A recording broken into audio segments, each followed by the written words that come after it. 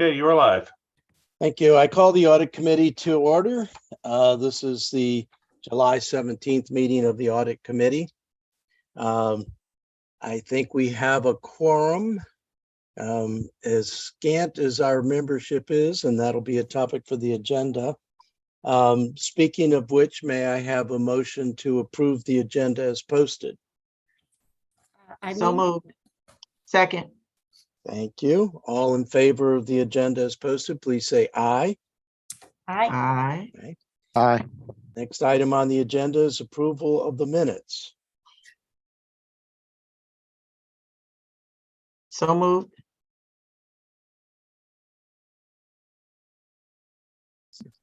Jim is on mute, but I think he seconded. Second. Second. Thank All in you. favor, any amendments? If not, all in favor signify by saying aye. Aye. Ayes have it. Next item on the agenda is old business, and that item is to discuss vacancies. I'm not sure, do we have one or two vacancies? Two. All right. Well, that means we have twice as much work to do to recruit members for the audit committee. I will talk with Hillary and see what we need to do to get out the word that we have vacancies. Is there any other input on that particular item? Hearing none, let's move to the next item, which is performance measures strategic plan. The update I have for that is that I have met with Vicky, the new assistant city manager, and I'm really quite encouraged. She's got a lot of background and a lot of knowledge. And one of the first things that she said to me was that she believed that the strategic plan should be focused on outcomes, not outputs. And that sounds like exactly the right thing we need to be doing. I believe the plan is to have a joint retreat with the city council and the senior staff sometime this fall. I even think they have a location, which might be in DC, selected for that, but I don't have those particulars at hand right now. If there's any other information on that, please signify now. The Jim. Question, Mr. Chair. So this would be redeveloping measures of performance. The measures of performance will follow the strategic plan. So the first thing we need to do is to get the council and the senior staff agreed to a updated 2012 strategic plan. Then the next step will be through contract to have another contractor reevaluate the performance plans, which are derive of outcomes and very few measures, to connect all of the departments and offices to the strategic plan. And then finally work with the HR department to have performance appraisals match the performance measures, so that we'll have a fully integrated plan, long-term plan for the city. And if we can do that, I think we will have achieved a major advance for the city and the city council. But that is the plan. So following the meeting to agree on a strategic plan, then there will be a contract to marry up performance measures to the strategic plan, and then on to the performance appraisals. Thank you. Are we, I'm going to use a word, maybe it's not the best. Are we abandoning the work done by Forest Consulting in terms of developing the measures?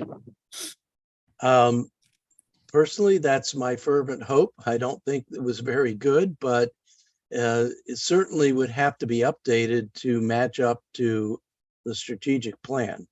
Okay. But the thinking, at least at my level with the city manager, is we need outcome measures, we really need fairly few of those. The performance measures are very different depending upon the department. There's Vicky. And I think that one of the ideas of having a strategic plan is that they all need to meld into an agreed upon direction for the city. So Got it. I think that we'll just take it one step at a time, but I think the performance measures would be very hard to match performance appraisals to the performance measures because they're fairly nebulous, at least in my view. But we'll leave that to experts to adjudicate. But it'll be a three-step process. The final process with performance measures, appraisals, is really in the province of HR, and so it would be pretty much at the administrative level, not at our level. But one would hope that everyone will have on their desks a plasticized sheet that has the strategic goals in mind, and in each department have the strategic outcome measures in front of them, and that performance appraisals will match up to that. Thank you. Thank you. It's very comprehensive. Thank you. Okay. I look forward to seeing the rollout. All right, I do too. It's long awaited. Alderwoman Tierney. Hi, good morning. Morning. Question, and I'm looking in the code under Audit Committee responsibilities. This has always been a question for me because the departments go through all that effort and present the performance measures, and the Finance Committee actually is fortunate to get that information, but who ultimately is responsible for reviewing those performance measures? I mean, to respond to them, respond to the department in meeting. I don't claim isn't to that- have a definitive answer. My sense is that the performance measures provide the backbone for the budget, the annual budget, but that the monitoring and reviewing of the performance measures and the strategic plan are the province or the responsibility of the Audit Committee. However, I would hasten to add, I think this is something that really affects the city writ large, and therefore not only affects the departments and their operations, but also affects the council in terms of what the charter calls in terms of our oversight of delivery of services. So I'm not sure that there's a turf issue here. I think there's just I see the Finance Committee as a user of the performance measures and the responsibility. Sorry, I stand corrected. I'm sorry. There is a section. It says, I'm sorry to interrupt. The Audit Committee shall from time to time consult, coordinate with, and advise the Finance Committee and City Council on the compliance and conformance with performance standards presented to the Finance Committee and City Council to justify the value of individual programs by the various departments and offices. Yeah. So that's 2.48.450. Okay. And that's sort of, and referencing that there sort of speaks to how we are a different kind of committee. We're not a standing committee. We're more like a board and commission. We have council members on this board and commission because, unlike standing committees, we actually have a budget. And from time to time actually spend it, like we will on developing the strategic plan and then going back and melding the performance outcome measures to the strategic plan. Are there other questions, observations? I'll just make one observation, if I may, Please. which is that the performance measures, we usually think about those in the context of the budget, but not everything related to performance has a dollar value associated with it. Sometimes those are just general policy questions or strategic direction questions. And so You know, there are times when a variety of people might end up being interested in those performance measures, which is fine. You know, I think that in some sense, the budgetary process is a way of checking in on the quality and completeness to set them up for any other potential uses. But they're not necessarily limited to a budgetary purpose. I think that is a very good explanation and one that I subscribe to. Is there any other discussion on this item of old business? Hearing none, the next item of old business is quorum. Not exactly sure why that's on here, other than we get more members, our quorum count will go up, but that's a desirable thing. Jim? I'm going to speak for Alderwoman Pindell Charles, who raised this question to refer to the Office of Law. Given that there are 7 positions on the committee, I guess the question came up at the last meeting in April as to if the positions are unfilled, how do you count what is a quorum for the committee to actually convene? Am I right? That's correct. Thank you. Again, we need input from the Office of Law, but I think unless otherwise indicated, a quorum is a majority of the members of the committee. So that would be in this, if there's 1, 2, 3, 4, 5, a quorum would be 4. No, 3. So we exceed the quorum, but I don't think any committee operates where the quorum is the full prescribed membership of the committee. I think they operate on the majority of the actual membership, unless there's something in code that says to the contrary, which I have not seen, but I wouldn't claim to know definitively the answer to that.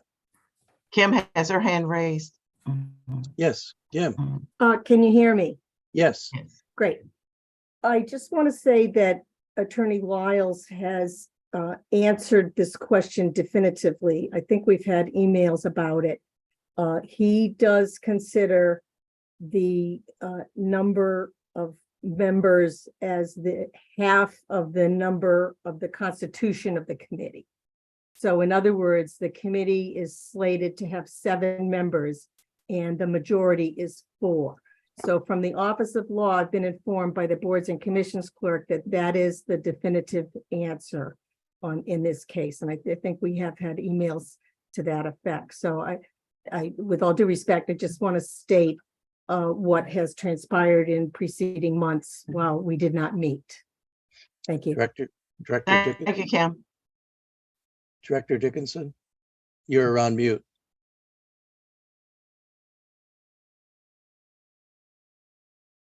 No, we can't. Not on Isn't mute. that I'm strange? not on Now, mute. now you're on. Now we can hear you. Okay, I wasn't on mute. I don't know what the problem was. I know it didn't show you were, but we couldn't hear you. Yeah, your volume's really low. Now it's even lower. Can't hear you. Sorry.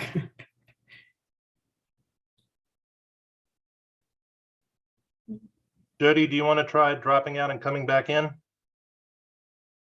I thought I just heard you at the last. Yeah, your audio was really weak and then it went away completely.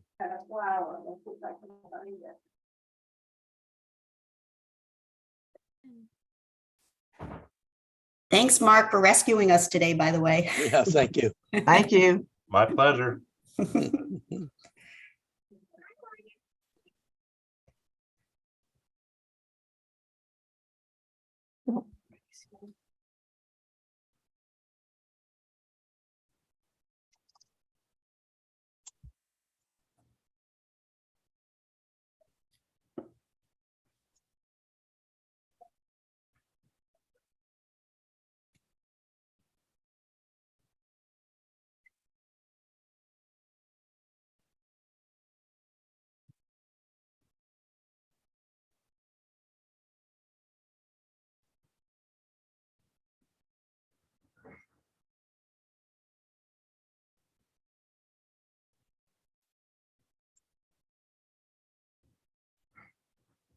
Hey, Alderman Arnett, Yes, Here's one that will explode your.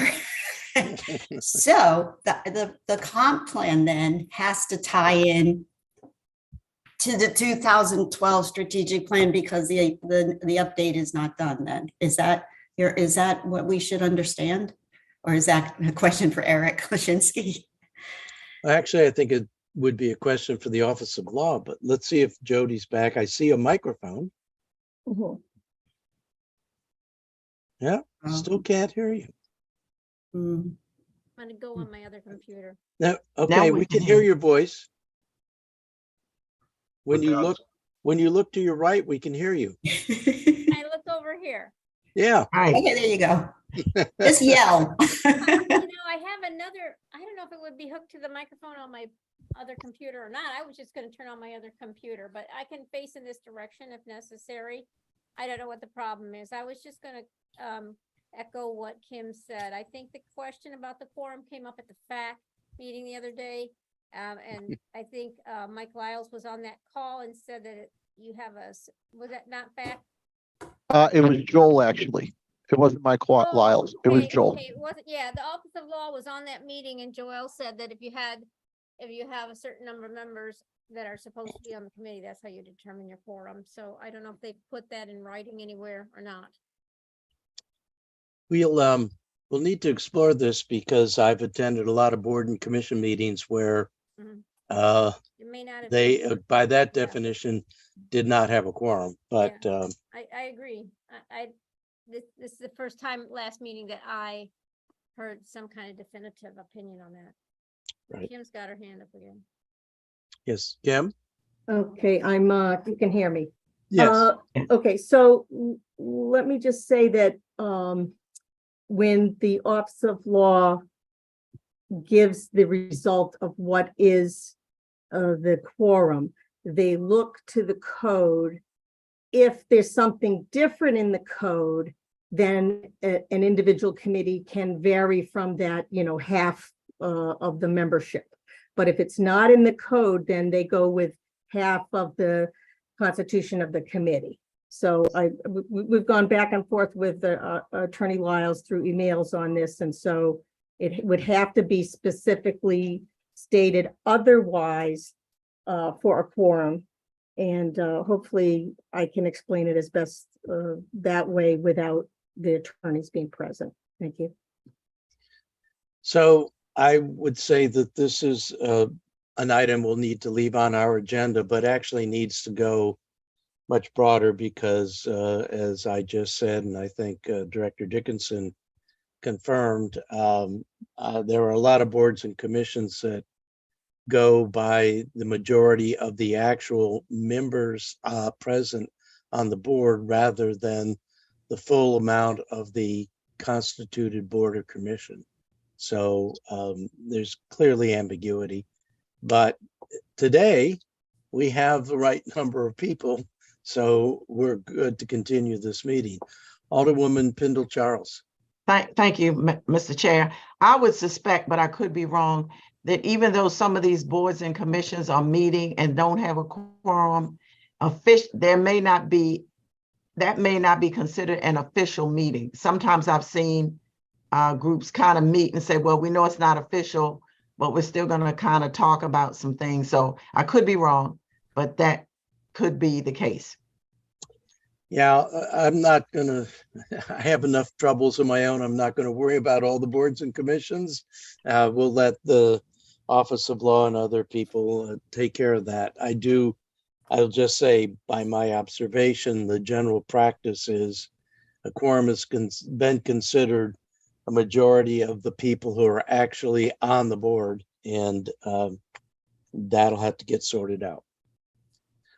Are we ready for risk assessment? And I think we have business here. And this is a broad category. And as many of you know, this is a category that I've struggled with from time to time after being on this committee. But I will introduce this topic in a broad sense that, to my mind, risk assessment is where we have some kind of deficiency in the way we're operating that could potentially lead to adverse outcomes or adverse consequences. I'll turn to our auditor, Mr. Cardillo, if you want to refine that definition. But it does seem to me to have to do with general practice of conducting business in the city. I think you nailed it, Alderman Arnett. Okay. I think All right. that's in a nutshell, that's the issue. What are the potential threats? Right. How do we best manage? Yeah, I'm just elaborating on your comment, so not necessary. So in the general sense, at the last budget hearings for the council, the question of having a new member to assist the council in conducting its regular business came up. And I made the case that it is very hard for me, at least, and I think by observation, some of the other council members, to keep track of all of the things that we do legislatively that require some kind of reporting. I'll use, for example, we just passed a couple of years ago a major amendment to the maritime zoning. And in that, it required an annual report from every maritime business owner in the maritime zones of the composition of the people that are doing business on their property. That was touted, and I believe it would be if we got them, a very important measurement tool for whether or not we're properly maintaining the purpose of the maritime zones, which is to protect maritime in the city, not let it get diluted by other kinds of non-maritime business. We have yet to receive any of those reports. Well, we received about, according to Mr. Rice in the Office of Planning and Zoning, Economic Development, about 25% of the maritime owners have complied with that annual requirement. And I think that that is not acceptable for sure, but it puts us at risk of not knowing whether or not the legislative intent is carried out. And the legislative intent is part of the business of the city of Annapolis. I know from my own experience, which is getting to be long now, that we often pass legislation which is usually fairly good. It may not be perfect and often isn't, but pretty good and well intended for sure, that comes with a lot of reporting requirements and things that the council should be paying attention to from time to time. And I have no sense at this point what all of those required reporting issues would be. But I'll now go, unless there's some comments on those general introductory remarks, I'll go to a more specific issue, but let me wait to see if there are comments. So again, to recap, when the council passes legislation that has periodic reporting requirements, it's my view that there needs to be some system that will log in that reporting expectation and, in fact, deliver the expected reports. Another example of this is every year we get the annual report from each of the boards and commissions. It's usually fairly simple. It talks about when they met, how many members attended, some general sense of the business that they conducted. The agendas for the meetings are available. And we do get that. But that's one of the kinds of reporting things. So that is, to me, a general area of risk management, risk in the sense that if we don't get it, we don't know whether we're complying with the intent of the particular code or legislation. More specifically, recently it has come to our attention that there's a in the lease for the Market House, there is and I remember this well because that was quite a battle to get that lease ironed out on the council. There was a requirement for an annual audited financial report by the Market House. And one of the reasons for requiring that was that there was a threshold in the lease that said if the Market House gross receipts exceed a certain level, I believe it was $1.5 million, there would be a 2% or some amount of percent charged to the additional gross receipts that would be paid to the city in addition to the rent for the Market House. I'm not really clear, and I'm hoping that we'll have some discussion about this, but my sense is that that reporting of the audited information was to come to the finance department. My more jumping back to the more general question is, I don't know how many other kinds of annual reports are expected to the city, to the finance department, and to other departments. I don't know whether there are reporting requirements. I do know, for example, in Public Works, there is an annual rate setting study that is done for water and sewer. And we get those annual reports usually at budget time when we're looking at that. So that's an example of another regular reporting system.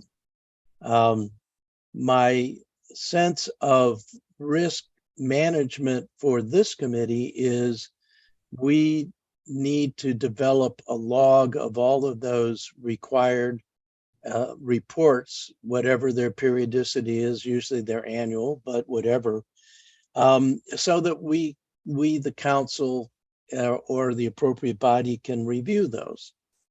With returning back to the Market House, there's all kinds of things out in the media, but it seems to me that it is time for this body to look at the kinds of reporting we did or did not get. Now, under new business, I will inform you, if you don't already know, we have had filed a fraud and abuse request vis-a-vis the Market House by a city resident, and we'll take that up under new business when we get there. But staying under risk management right now, I'm looking for some general comments from the Audit Committee, but also, and Director Dickinson, I don't know whether this is the right place to bring up.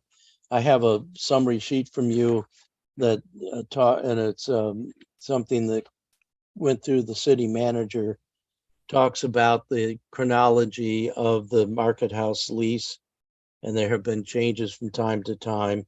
I think the most relevant question is, do we have audited financial reports for each year of operation?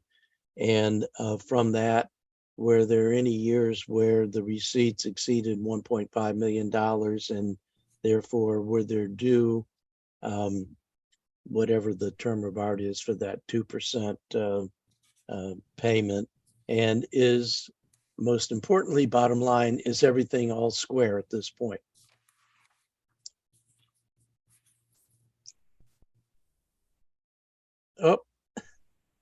Oh, you have to turn right.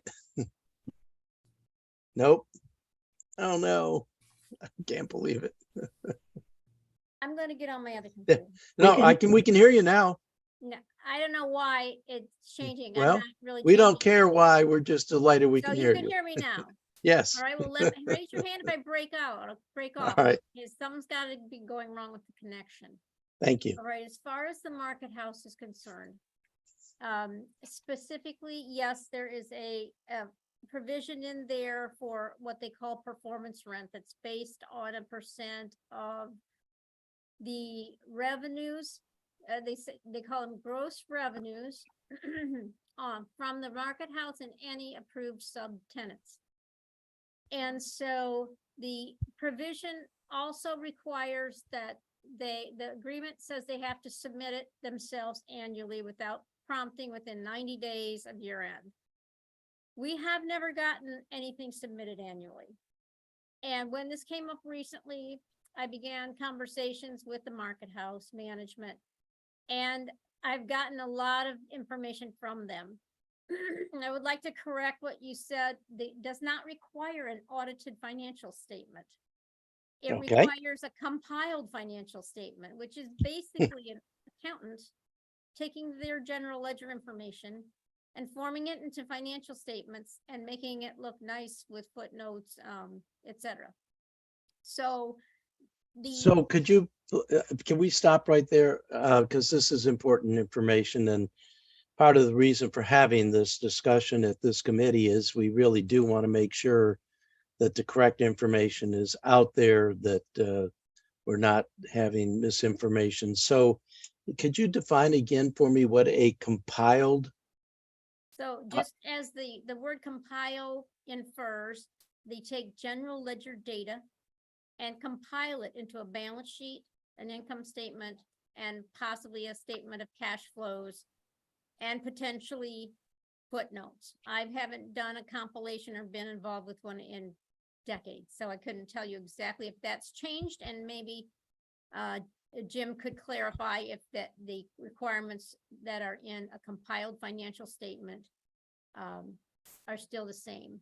But the audit, the CPA in that case puts an opinion on the front that just says they compiled the information based on management's records. They're not taking any responsibility for the accuracy of the information, and they're just putting it on paper for you. So I know that a compilation is much less expensive than an audit, of course. There's something in between called a review. Requires a little bit of analysis, but not as much as an audit. And the opinions that the CPAs provide for these statements differ according to the steps they provided. So a compiled financial statement is just basically saying, have somebody put it into a financial statement form and give it to us. We have not received anything. I mean, it's my understanding that they have not had any such statements done.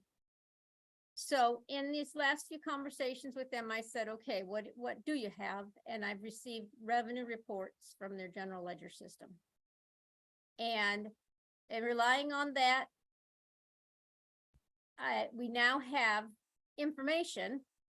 I've asked for it to be compiled by a CPA over the last 5 years, but that's going to take a little longer, of course, because the CPA's got to do 5 years worth of statements. So that's going to take a while. They said that they would get their accountant to work on that. And they have given me their revenue information from their system and as reported by their subtenants. I don't have everything yet. I don't have subtenants for fiscal year 23. I'll note that the lease year goes in accordance with our fiscal year, and that may not be the reported year of the business itself. They may be on a calendar year. So if we're asking them to compile a financial statement as of a certain time, we have to make sure that we understand how it compares to our fiscal year versus their calendar year. So then anyways, can I was gonna say, I have money in hand for everything that they have reported to me based on this information. I believe I specified some of that in the memo. And I got more information on Friday for a missing year plus some tenant information and received money for that as well. So that money is the 2% additional? 2%, yes. So they definitely did gross over $1.5 million. No. Okay. The first year, yes. Second and third years, no. Most of that was COVID. And they were way under, and they were over just a little bit in 22 and more in 23. And I think I haven't added all the numbers together yet. We may be in the vicinity of about $25,000 total. I don't want to put that out there because I still don't have the subtenant information for 23 yet, and that could change that. Okay, So over 5 years, $25,000. I just want to put everybody's mind at ease that it's no huge amount of money that we're missing, but it is important that they comply. So two questions before I open it up to questions from the committee. It sounds like it's going to be a while before there's information pulled together enough to do a report. Am I correct in that assessment? So I can continue to tell you what my progress is working with them. I think these pieces, such as the compiled reports, are probably going to be the last thing to be delivered. And the monitoring will, of course, occur now annually. We'll put that on our radar. It should have, and to say that it should have been on our radar all along is true.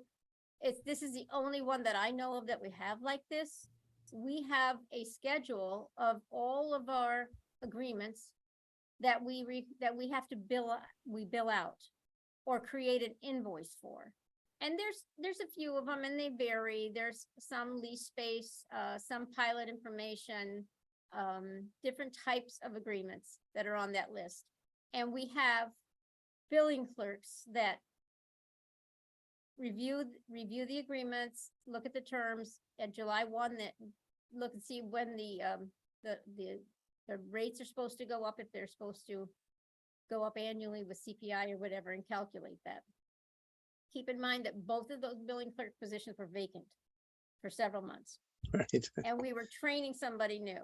So some of this may have been picked up in that process if we were fully staffed. All right. And that schedule governs what we bill and who we pursue. But I can tell you that can get behind sometimes because the billing clerks are also responsible for the utility billings. And that's their priority, and that's very time sensitive. And so this is one of those things that can sometimes fall behind in the workload. And again, in the memo, I brought up about the senior accountant in charge of accounts receivable that I asked for, because I know this type of thing is out there. We have financial agreements and leases and pilot that I wish we could monitor more closely at a higher level, so that somebody is monitoring the monies coming in and making sure that we're collecting them. And when I talked to you at budget time, my example was more in the lines of the short-term rentals, that we don't have anybody to, we've identified properties that we think might not be complying, but there's nobody to start calling them saying, what are you doing? Why aren't you sending money to us every month? Yeah, that kind of thing. We don't have that manpower here. So let's save the thought on the short-term rentals, because that's a Okay, whole yeah. different topic and It's another. it's a revenue flow that needs to be monitored. People Right. owe us money that they're not sending, and somebody needs to be responsible for that. But let me just make a statement and ask you if I've got it correct. This lease is unusual in that normally the city council is not involved in lease agreements. This one was because it was the market house and the lease was something that was part of what we negotiated out. But normally monitoring leases and things like that is an administrative function and not something that the city council or the audit committee would be involved in. Is that a correct assessment? That is correct. I will tell you that this agreement was finalized before I came to work here. I understand there was a competitive process to get some proposals as to who would want the space, what they were going to do. I understand that before that time, it was having a hard time keeping tenants there. Right. So it went through a competitive process. I think there was more than one proposal considered. There were. And then we all know who the successful winner of that was. And, like I said, even in the first year, it didn't go that far over the 1.5 million. I think that, and then the 2 years of COVID really hit them hard. So it's not been a super success, but they are having a lot better revenues now. Right. So let me open it up. I saw Alderwoman Tierney's hand up. Yes, thank you. Two questions. The first question is for Director Dickinson. You mentioned that you were compiling or or an auditor was compiling the 5 years of, of reports or the what have you, or management- who's yeah. paying for that service? The management of the market house. Oh, good. Okay. Yeah, they're required by the lease Mhm. to present to us compiled financial statements prepared by a CPA Okay. within 90 days of their year end, of the year Okay. end of the lease, because it's required in conformance with the lease period, and the lease period ends every fiscal year. Okay. Second question. In the interest of transparency and the 1,000 people watching this meeting, I have to ask, what is the market house's response in their not meeting this requirement? Is it an oversight? Is it, I think their response has been that it's an oversight. They were not aware of, whoever is dealing with it now was not aware that this was there. And yeah, that's basically it. It's just, they're just saying it's an oversight. I mean, I don't know how to respond to that. I'm just saying, okay. right? Jody, would it be fair to say, just based on what I've seen in the background, it sounds like they've been responsive. They haven't drug their feet in responding to your questions. Look, we lost you, Jody. Now, can you hear me? Yeah, I have to raise my voice really loud. There must be something wrong with my microphone. Anyway, yes, very responsive. As soon as we asked, came over with what they had, explained what the holes were, then came back later and made another appointment with me to come in and give me what they had, and came immediately with the payments related to it. So there's been no feet dragging since this came to light. other questions, comments from the committee? So it sounds to me like this is an oversight that is being resolved. Is that a fair assessment? That is a fair assessment. I think there was another thing I wanted to,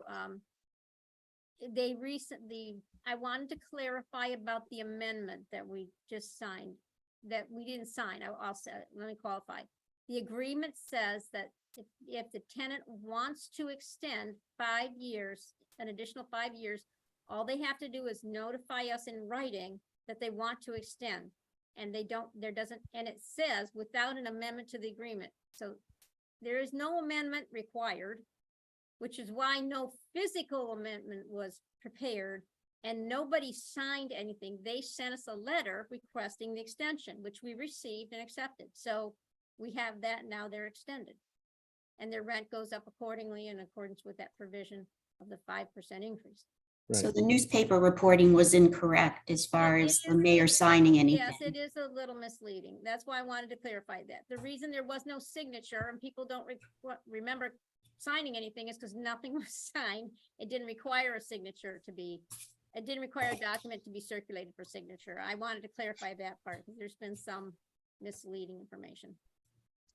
So let me, the context for this next statement is that the mayor is the chief executive officer, and in that regard, that is a function of the city administration. So in the timeline you gave us on this July 12th memorandum, there have been adjustments to the lease, mainly because of COVID, that occurred, did not come to the council. I was unaware of them, but it's not clear to me that there's any requirement that these kinds of things come to the council. It might have been nice to have gotten a heads up, and maybe some of you, maybe you in particular, Ellie, as finance committee chair, got a heads up about these kinds of adjustments. But I'm trying to ferret out anything that could be construed as mismanagement, something that is devious or dubious. But in terms of these periodic adjustments, my sense is these are administrative functions, not something that would be the purview of the council or the committee. as you described prior to your coming here, there was a competitive process. The council was very much involved in that competitive process. It was a long process, a lot of different back and forths and so forth. And I think that is an appropriate role for the city council to be involved. It's a significant city asset and one that is quite visible. And to my mind, that process was carried out following proper procurement procedures, but was unusual in the city council being so much involved. And that, I think, is due to the fact that the administration at the time, the mayor at the time, opened it up to involve the city council. But it's not part of normal administrative operations that the council would be involved in lease negotiations, lease adjustments. Did I misstate anything in that observation? No. Not in my mind, and I don't know if Vicky wants to put in her thoughts, but lease terms would normally be the administration's work. And this was unusual because they were having trouble making a success, I believe, of the market house space, and so they were looking for answers as to make it a viable business venture. So that's where that stood. And I would say that increases, and you're right, there was a change in the terms on a temporary basis through COVID.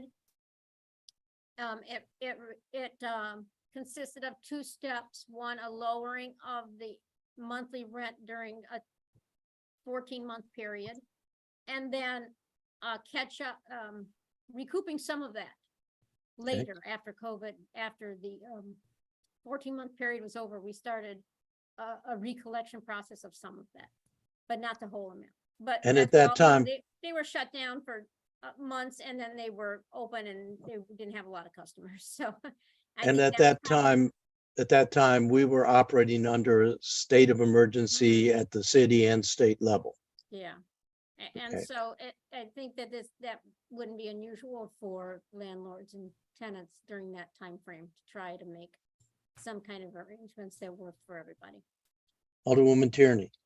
Very quickly, within the parameters of risk assessment, I'm hearing from Director Dickinson, or refresh my memory, that we have some exposure in that there is a position that would assist in monitoring these type of situations. Plus, like as you had mentioned during the budget process, the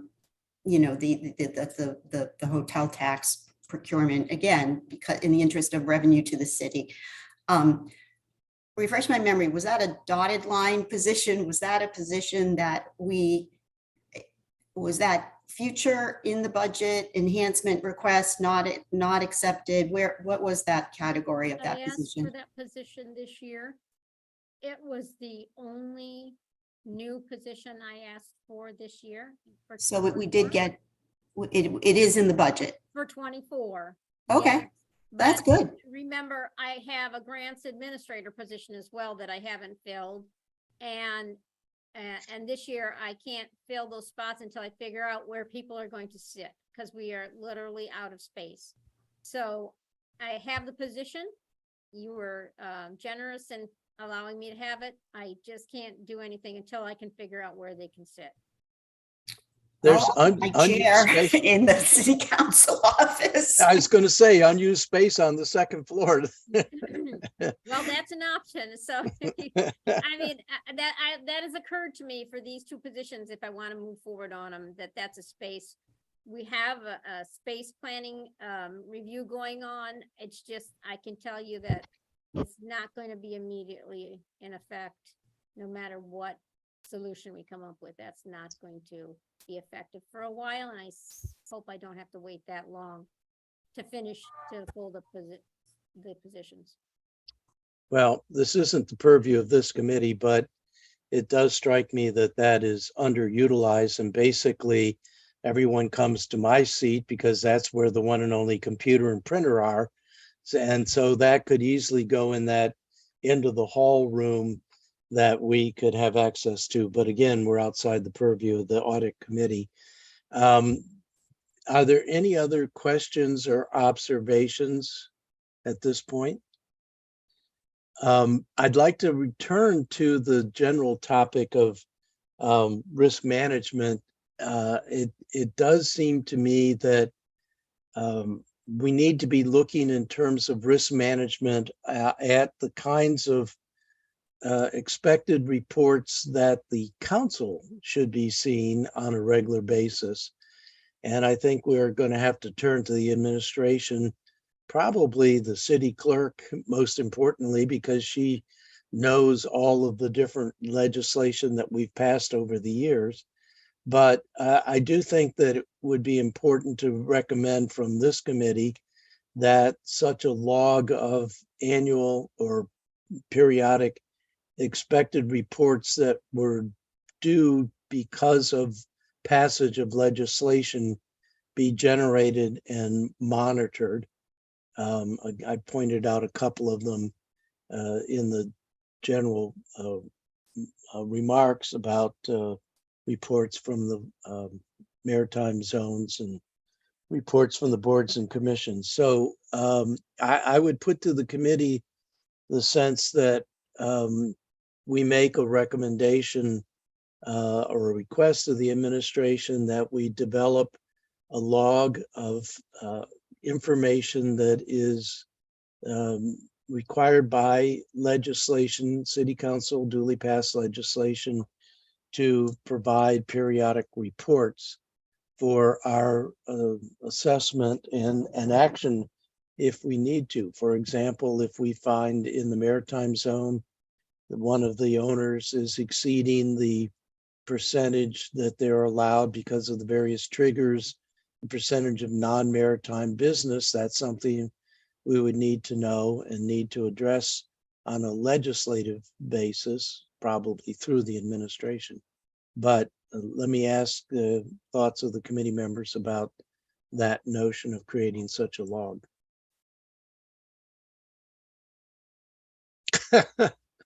Jim's facial expression says it all. I'm sorry, Mr. Chair. I got nothing on that. That does seem out of scope. You think it's out of scope? With regards to I think audit committee activities. I mean, Okay. That's a All little right. broader. That's a little Well, broad. let's pursue that. I mean, if you look, if we go back to the enabling legislation, I don't know, that would require just a little more work on this committee's part, I believe also. Okay, well, that's a fair analysis, and maybe that's something Thank that you. the council needs to take up itself. We did to start discussing this at budget time, and maybe that is outside the purview of risk assessment, risk management, and the audit committee. Any other thoughts on that? Well, you have spoken definitively then, Jim. All right. Is there any other discussion on this topic, risk assessment, either relative to the market house or more general discussion? Then I propose we move on to new business, and I will introduce by way of just notification for those who may not be aware, but there has been a filing of a fraud and abuse, I guess you would call it a complaint. It's unacceptable activities by a constituent, a city resident, that has to do with market house activities. This committee does not have the staff to pursue fraud and abuse complaints. We're the recipient of those complaints. The pursuit of those complaints, I believe, unless somebody has other information, goes back to the city to follow up and give us a report. Mr. Cardillo, you have your hand up. Yeah, thanks.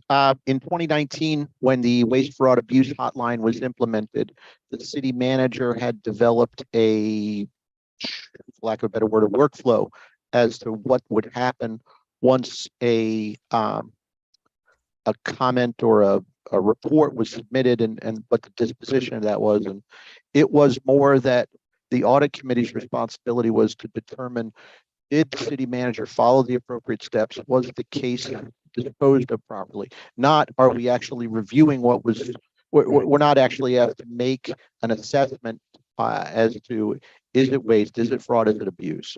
Is it, was the city administration following the proper procedures? So. That's And that should be consistent. part of the quarterly report coming from city management to the audit committee. During this quarter, we received no complaints on waste or abuse.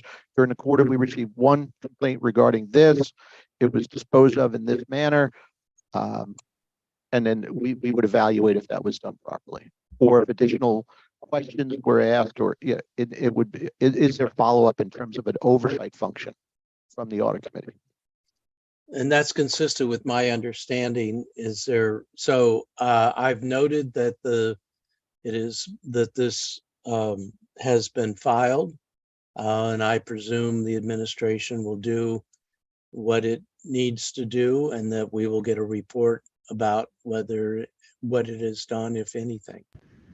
I have a hard time personally seeing things that I would consider my concept of fraud or abuse. I think clearly there was some neglect or a failure to report on the part of the leasee, but I think we've heard in the report from the finance director that that's being resolved. So that oversight or lack of compliance, I think, is being addressed. Are there any other comments from the committee on this matter? All right. I think we're running late because we got started late, but the last thing on the agenda is report from the finance director. We've already heard about staffing. Is there anything else you would want to give us, Director Dickinson, in terms of updates? Only that the bond ordinance is going to be presented to council. The bond ordinance is being submitted to council, hopefully at the end of this week, and get it posted so we can get that heard in September after your break. That's important for the use of the new bond money that's on the projects. And as to those procedures for your fraud and abuse line, I think that it said the city manager and the office of law and the audit committee chair would determine how to respond, or what kind of procedures to do in relation to the claim, and then work to address it. Okay. So it may in a way involve the audit committee, and then to report back to the audit committee, like Jim said. Right. That's what I recall. So that sounds right. So we'll make this a topic for the agenda. The next audit committee meeting is on the 18th of September. And A lot of it can be answered pretty easily as far as what was in the email. that's my expectation also. Yeah. Yes. All right. Is there any other item for the good of the order? If not, we caught up pretty quickly after a late start. Mr. Cardillo. For the good of the order, I think we should recognize Anne Marie for her recent addition to her family. I don't know if we had an opportunity in the last meeting or so. Okay. It's been a while. There will be an audit. Yeah, I think the last meeting was a week before I had my baby, so. Okay, good. A whirlwind. Congratulations. Thank you. All right. Is there a motion to adjourn? So moved. Second. All in favor signify by saying aye. Aye. Aye.